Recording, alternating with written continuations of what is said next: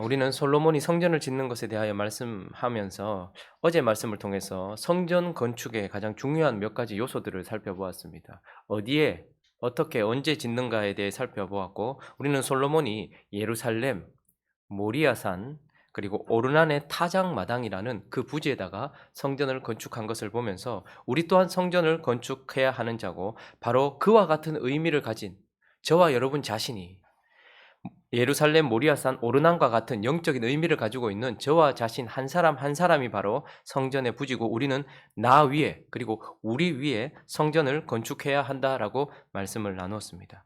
이제 역대하 4장은 마무리를 해가면서 오늘 본문을 통하여서 이 지어진 성전이 이제 그 부지 위에 성전의 모습이 우리에게 이제 윤곽이 보여지고 있는 것이죠.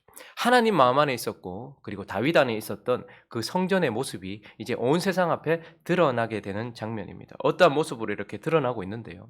열왕기서는 이 성전을 짓는 건축과 관련된 이 기사를 아주 길게, 그러나 지금 역대기는 이 모든 기사들이 거의 반 이하로 줄어들어 있습니다. 반 이상으로 줄어들어 있어요. 그러니까 중요한 것은 성전의 모양이 어떠한가 보다 그 성전의 하나하나의 의미를 역대기는 우리에게 말해주고 싶은 것입니다.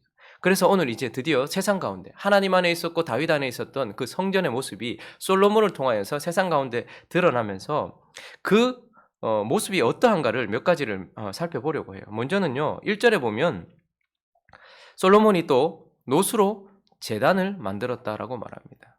자, 이제 세상 앞에 드러난 성전의 모습, 첫 번째 우리 눈에 띄는 것이 뭔가 하면 노수로 만든 제단이 우리 눈에 딱 띄게 됩니다.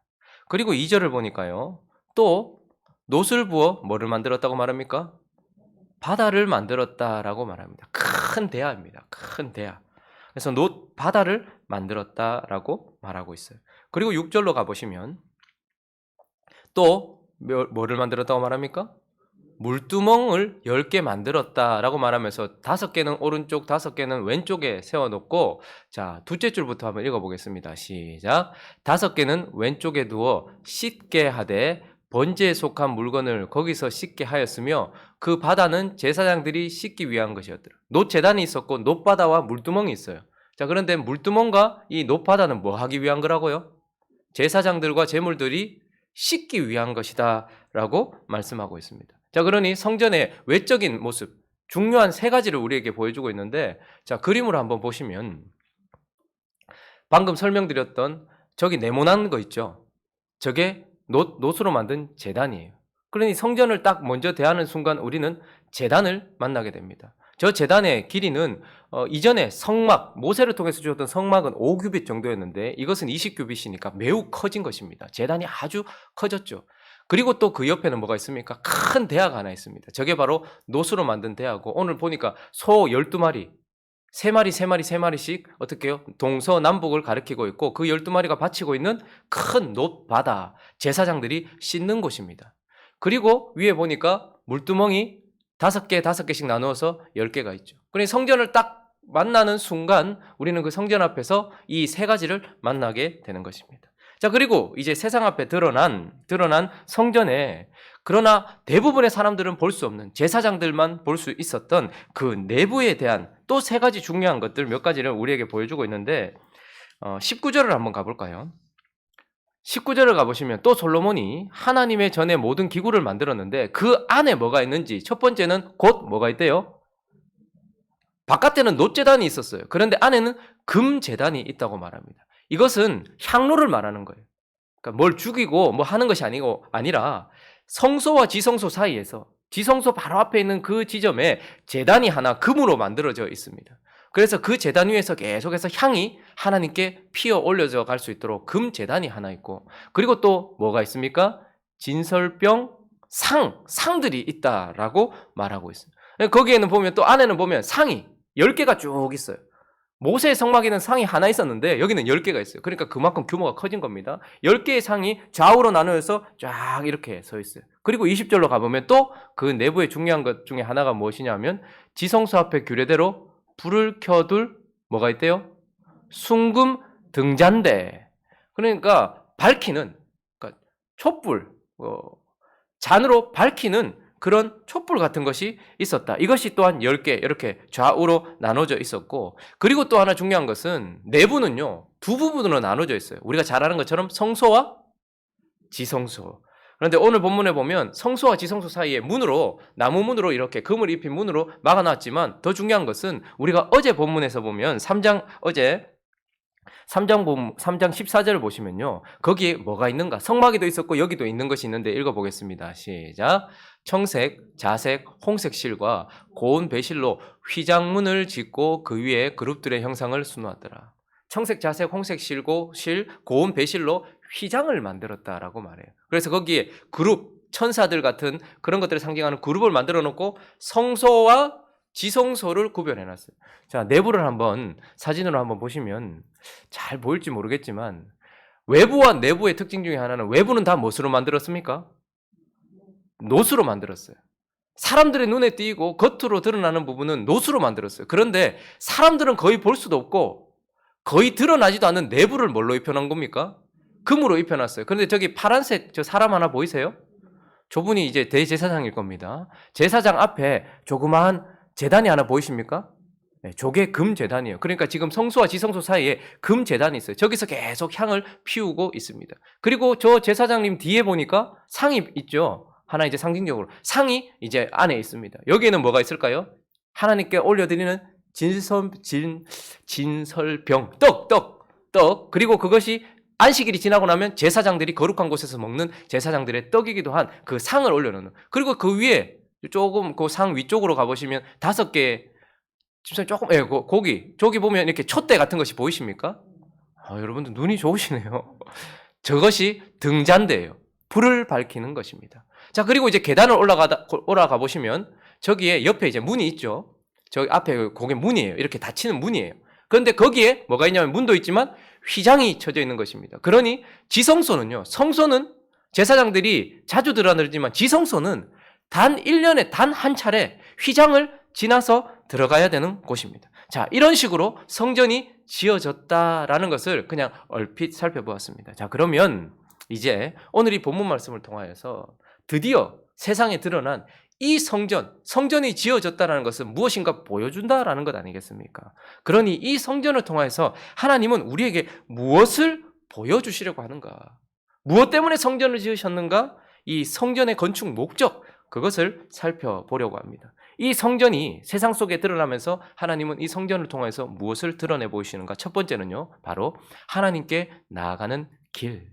하나님께 나가는 길을 성전이 지어지면서 보여준다라고 말하고 있어요. 성전 전에 모세를 통해 성막이 있었고요. 그 성막을 기초로 한 성전이 지어졌습니다. 그런데 이 성전은요, 결국 하나님과 하나님은 3000층에 계십니다. 저 하늘 꼭대기에 계십니다. 그러니 하나님과 우리는 수직적인 관계예요. 우리가 하나님께 나아가려고 하면 하늘로 나아가 하나님 앞으로 가야 됩니다. 그런데 이 길을 보여주기 위하여 하나님께서 성전을 통하여 이걸 수평적으로 우리가 이해할 수 있도록, 이렇게 올라가는 길을 우리가 이해할 수 있도록 이렇게 해놓으신 겁니다. 그래서 3000층, 보통 우리가 여기 하늘, 그리고 우주, 그리고 그 위에 하나님이 계신다라고 말하죠. 그래서 그리고 성소, 지성소, 이런 식으로 하나님과의 관계를 이렇게 수평적으로 내려놓은 것이 성전입니다. 그래서 눕혀놓은 것이죠. 그래서 이걸 통해서 우리는 하나님께 나가는 길이 어떠해야 되는지를 보게 되는데, 1절을 다시 보시면요, 솔로몬이 뭘 만들었죠? 노수로 제단을 만들었대요. 제단은 뭐 하는 것입니까? 피를 흘리는 것입니다. 제물들이 피를 흘리는 것이에요. 그리고 2절을 가보시면요, 노수를 부어 바다를 만들었어요. 하나님께 나아가기 위해 제사장이 또 뭘 합니까? 자기를 씻는 것이죠. 그러니 이것을 통하여서 하나님께 나아가기 위하여는 우리는 피로 씻고 물로 씻어야 한다라는 것을 우리에게 보여주는 것입니다. 하나님은 저 높이 계시는데 이걸 이렇게 눕혀놓으면 저 안에 가장 깊은 지성소에 계시는 거예요.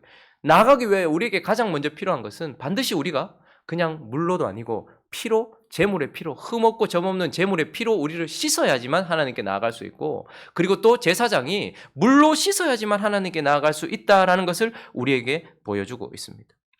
그리고 20절을 가보시면요, 이제 그렇게 피로 씻고 물로 씻어 성소 안으로 들어갑니다. 그 성소 안에 뭐가 있었다고 말합니까? 불을 켤 순금 등잔대가 있었다. 그리고 그 등잔대와 관련해서 뭐 등 받침대 뭐 이런 거 있었겠죠. 그러니 그 안에는 뭐가 있는 겁니까? 그 금으로 칠해져 있는 그 어두운 내부를 밝히는 하나님께서 주신 불이 있는 거예요. 그러니 하나님께 나아가기 위해서는 또 뭐가 필요한 겁니까? 빛을 따라 걸어갈 수 있는, 하나님께 나아가는 인도하는 빛이 있어야 되는 거예요. 제사장은 거기에서 켜놓은, 등잔대에 켜놓은 그 빛을 따라서 행하여 하나님께 가까이 나아갈 수 있는 것입니다. 쉽게 말하면 진리, 내가 곧 길이요 진리요 그리고 내가 빛이다 라고 말씀하신 그 빛을 따라서 우리는 나아가야지만 하나님께 나아갈 수 있다는 거예요. 그리고 마지막으로 그 성소를 빛을 따라 걸어서 이제 우리가 하나님이 계신 지성소로 들어가려고 하면 반드시 뭘 지나야 됩니까? 3장 14절을 다시 보시면요. 청색, 자색, 홍색 실로 고운 배실로 뭐가 있죠 거기? 하나님과 우리 사이를 갈려놓은 휘장이 있어요. 그래서 우리가 하나님께 나아가려고 하면 피와 물로 씻고 그 빛을 따라 걸어가야 되며 반드시 그거 가리고 있는 휘장을 지나야지만 하나님께 나아갈 수 있다라는 성전은 우리가 하나님의 나아가는 길을 보여주고 있습니다. 자, 두 번째, 이 성전은 또 우리에게 무엇을 보여주는가? 바로 그 길이 되시는 예수 그리스도를 보여준다라는 것입니다. 어떻게 하나님께 나아갈 수 있는가를 보았는데, 자, 그 길의 구체적인 해답이 되시는 예수 그리스도를 보여주고 있는 것입니다. 성전 전체는 사실 예수 그리스도의 예표인 것입니다. 그래서 너희가 성전을 헐라, 내가 사흘 만에 다시 일으킬 것이다 말씀하셨던 것은 그 성전이 보여주던 것이 자신이라는 것이었어요. 그래서 성전 자체를 통해서 하나님은 하나님께 나아가는 그 길이 되시는 예수 그리스도를 사실은 보여주려고 하신 것입니다. 1절을 다시 보시면요. 이 놋제단을 보면서 우리는 뭘 깨닫게 될까요? 거기에서 피 흘려 하나님께 나아갈 수 있는 제물이 되시는 어린 양 예수 그리스도를 그곳에서 보게 되는 것입니다. 그리고 그 놋제단, 그 피 흘린 어린 양을 지나서 제사장은 그 피로만 나갈 수 있는 것이 아니에요. 반드시 그 거대한 놋 바다의 물로서 자기를 정결케 하는 것, 그것으로 씻어야지만 피 묻은 모습으로 그리고 물에 젖은 모습으로만 오직 성소로 들어갈 수 있어요. 그러니 두 번째 2절에 놋바다를 통해서 우리는 뭘 볼까요? 바로 우리를 깨끗게 하는 말씀과 그리고 우리를 실로 의롭게 하는 성령, 그것을 주시는 예수 그리스도. 오직 예수 안에만 말씀이 있고 오직 예수 안에만 성령이 있는 것이죠. 그래서 우리는 놋바다를 통하여서 성령과 말씀으로 우리를 씻으시는 예수 그리스도를 보게 되는 것입니다. 자, 그렇게 피와 물로 씻고서 예수 그리스도의 십자가와 성령과 그분의 말씀으로 이제 성소 안에 들어가서 그 앞에, 지성소 바로 앞에 있는 19절로 가보시면 곧 셋째 줄 보니까 금제단이 있죠. 금제단은 무엇입니까? 계속해서 하나님을 향해 피어오르는 향. 예수 그리스도는 끊임없이 하나님을 향해 피어오르는 우리의 중보자 되심을 보여주는 것이 바로 금제단인 것입니다. 그리고 옆에 진설병 상들, 그 상 위에 뭐가 있다는 거예요? 떡이 있다는 거예요. 그러니 또 이것은 무엇을 보여주는 것입니까? 우리를 살리는, 그리고 우리를 살게 하는 생명의 떡이신 예수 그리스도를 보여주는 것이죠. 그리고 20절은요. 20절에 불을 켤 순금 등잔대. 무엇입니까? 진리, 빛 대신 예수 그리스도, 진리 대신 예수 그리스도, 진리라는 빛으로 우리를 비추시는 예수 그리스도를 보여주게 되고, 그리고 지성소와 성소 사이에 있는 3장 14절을 다시 보시면 청색, 자색, 홍색 가는 고운 배실로 만든 휘장, 이것은 무엇입니까? 우리를 위하여, 하나님과 단절된 우리를 위하여 친히 위로부터 갈라지는 휘장처럼 자신의 찢겨질 몸, 그래서 우리를 위하여 찢겨질 몸이 되시고 우리를 위하여 그분이 찢기심으로 말미암아 하나님과 우리 사이를 열어놓으실 휘장 되시는, 그래서 십자가에서 그는 찢기신 예수 그리스도, 우리를 위하여 그 문을 여실 예수 그리스도라는 것을 우리에게 보여주고 있는 것입니다. 그러니 하나님은 창세전부터 이미 그 마음속에 이 하나님께 나아가는 길이신 예수 그리스도를 성전을 지으면서 보여주기를 원하신 것입니다. 자, 그리고 또 마지막 한 가지를 더 살펴볼 수 있겠죠. 이 성전은 하나님께 나아가는 길, 그리고 그 길이 되시는 예수 그리스도를 보여주지만 이제 하나님께서 기뻐하시는 삶이 무엇인지도 보여줍니다. 그 예수로 인하여 구원받은 자가 어떻게 살아야 되는지, 그리고 이제 휘장이 열려졌다라는 것은 저 위에 계시는 하나님과 우리가 어떻게 된다는 거예요? 소통이 된다라는 거예요. 저기 휘장문이 열렸다는 것은 이제 우리가 하나님께 나아갈 수 있는 길이 열렸다는 거예요. 그래서 하나님과 함께 교제하는 삶이 어떠해야 되는지, 하나님은 어떤 삶을 기뻐하시는지를 또한 보여주게 되는 것입니다. 그래서 1절을 다시 보시면요, 우리가 하나님이 기뻐하시는 삶은 놋 제단에 만든 그곳에서 피를 흘림으로써, 그래서 우리는 여전히 하나님 앞에 나아갈 때 처음에도 예수 그리스도의 피를 의지했지만 지금도 어떻게 해요? 어린 양 대신 예수 그리스도를 그 피로 날마다 우리를 씻고, 그리고 그분의 말씀과 2절에 나오는 놋 바다를 통해서, 2절은요, 놋 바다를 통해서 어떻게 됩니까? 말씀과 성령으로 씻어서 하나님께 나아가는 것입니다. 아니, 하나님께서 기뻐하시는 삶, 그 예수로 말미암아 구원받은 삶은 십자가와 성령과 그분의 말씀으로 날마다 자신을 씻는 삶이어야 한다는 것입니다. 그리고요, 20절, 또 하나님이 기뻐하시는 삶은요, 지성소 앞에 규례대로 하나님 앞에 켜져 있는 그 불, 등잔대, 그래서 우리는 빛 가운데 걸어가야 되는 거예요. 진리를 따라 걸어가야 되는 거예요. 그 성소 안에 들어간 모든 제사장들은 거기서 비추는, 거기에서 나오는 빛을 따라서 자기 자신의 삶을 움직였고 거기에서 행했다라는 것입니다. 그러므로 하나님께서 우리에게 기뻐하시는 삶은 단지 깨끗한 삶만이 아니에요. 그분의 피와 그분의 성령과 말씀으로 깨끗하게 씻고, 그리고 어떻게 하는 거예요? 그 진리를 따라 행하는 것입니다.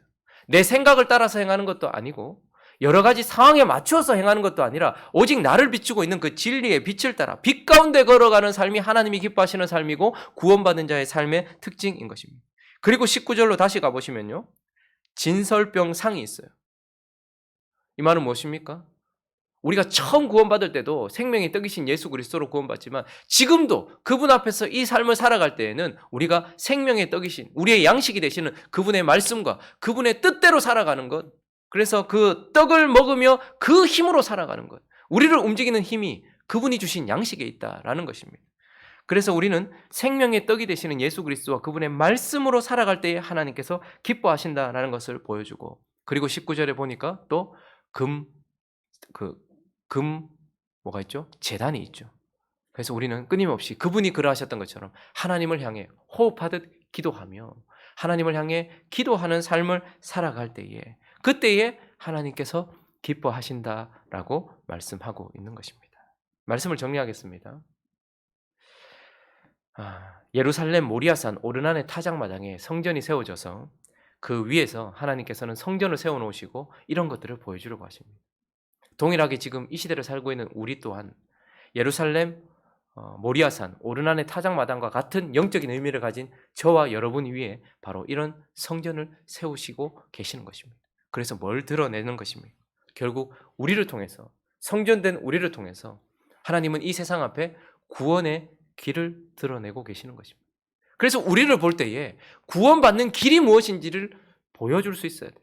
그리고 우리를 통해서 구원자를 볼 수 있어야 되는 거예요. 내 안에 계신 예수 그리스도 구원자를 보여줘야 되는 거예요.